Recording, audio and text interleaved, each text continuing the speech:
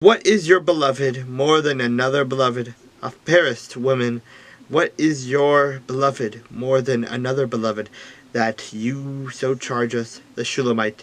My beloved is white and ruddy, chief among 10,000. His head is like the finest gold.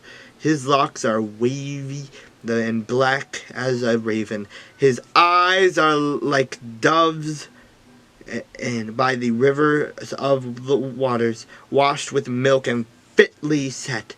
His cheeks are like bed spices, banks of scented herbs. His lips are lilies, dripping liquid myrrh.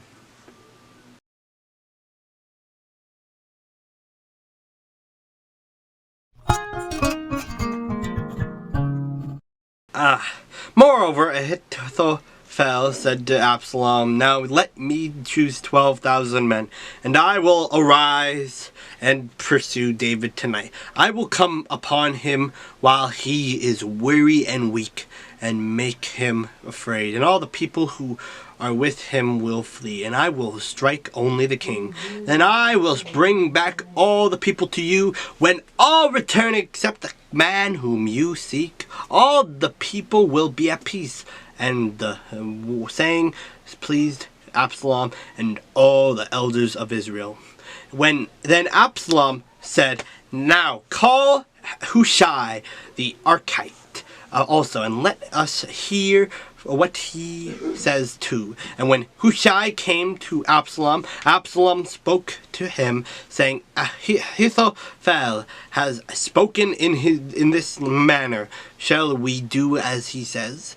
If not, speak up. So Hushai said to Absalom, The advice that Ahithophel has given is not good at this time. For said Hushai, You know your father and his men, and they are mighty men, and they are enraged in their minds, like a bear robbed of her cubs in the field. And your father is a man of war, and will not camp with the people. Surely by now he is hidden in some pit or in some other place, and it will be when some of them are overthrown at the first, and that whoever hears it will say, There is a slaughter among the people who follow Absalom. And even he who is valiant, whose heart is like the heart of a lion, will melt completely. For all Israel knows that your father is a mighty man, and those who are with him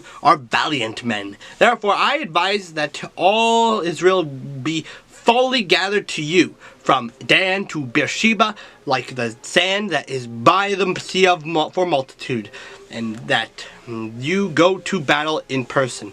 So we will come upon him in some place where he may be found, and we will fall on him as the dew falls on the ground.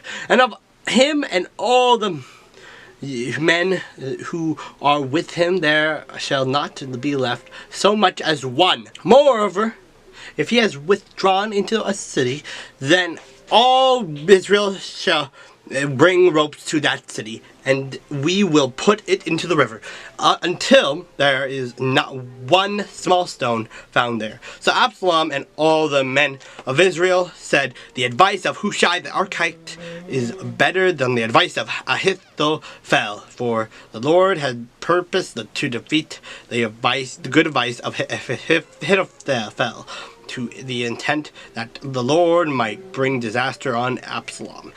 Then Hushai said to Zadok and Abiathar the priests, Thus and so Ahithophel advised Absalom and the elders of Israel, and thus and so I have advised. Now therefore, send quickly and tell David, saying, Do not spend this night in the plains of the wilderness, but speedily cross over, lest the king and all the people who are with him be swallowed up. Now Jonathan and Ahimaaz stayed in Rogel, for they dared not be seen coming into the city. So a female servant would come and tell them, and they would go and tell King David. And nevertheless, a lad saw them and told Absalom, but both them went away quickly and came to a man's house in Bahurim, who had a well in his court, and they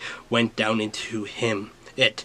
Then the woman took and spread a covering over the well's mouth, and spread ground grain on it, and the thing was not known. And when Absalom's servants came to the woman at the house, they said, "Where are Ahimaaz and Jonathan?" So the woman said to them, "They have gone over the water brook." And when they had searched and could not find them, they returned to Jerusalem. Now it came to pass, after they had departed, that they came up out of the well, and went and told the king David, and said to David, "Arise and cross over the water quickly, for thus has Ahithophel advised against you." So David and all the people who were with him arose and crossed over the Jordan. By morning light, not one of them was left who had gone over the Jordan. Now, when Ahithophel saw that his advice was not followed, he saddled a donkey and rose and went home to his house, to his city. Then he put his household in order and hanged himself and died, and he was buried in his father's tomb. Then David went to Mahanaim, and Absalom crossed over the Jordan, he and all the men of Israel with him. And Absalom made Amasa the captain of the army instead of Joab. Then Amasa was the son of a man whose name was Jethro, an Israelite, who had gone into Abigail, the daughter of Nahash, sister Zeruiah, the Joab's mother. So Israel and Absalom encamped in the land of Gilead. Now it happened when David had come to Mahanaim, that Shobi, the son of Nahash from Rabbah, of the people of Naaman, Machir, the son of Amiel from Lo Debar, and Barzillai the Gileadite, and Rogelim brought beds and basins, earthen vessels and wheat, barley and flour, parched grain and beans, lentils and parched seeds, honey and curds, sheep and cheese of the herd,